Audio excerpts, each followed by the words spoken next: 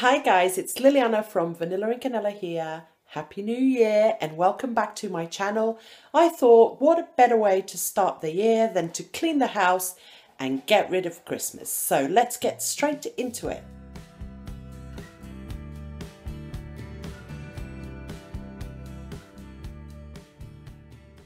Here is what the house looks like at the moment. We were away for New Year, so I've still got all the stuff around. We took some bedding away with us, which is there, which I need to sort out as well. And then my office, I need to put that suitcase away, get those away. Christmas, last bits of Christmas there. Overall untidiness. Alex's bedroom, just need to make his bed, but I took all the Christmas stuff away, so I need to reorganize how it all looks. And then the bathroom, it doesn't look massively untidy, but it needs a good clean, so I've got to do that. So here is the living room. Everything, it doesn't look particularly messy. I took all the Christmas stuff down, but it needs redecorating and a good clean. There's Alex having breakfast, and there's bits and bobs left over for Christmas. There's the Christmas tree to put away, bits and bobs, and tidying up. And then, sorry about the lighting, it's a very dark day. The kitchen needs tidying up, and again I've taken all of the Christmas stuff away, so it's just get going. So the first thing I'm going to do is get all the cushion covers and blankets and put them on a quick wash to get them all refreshed.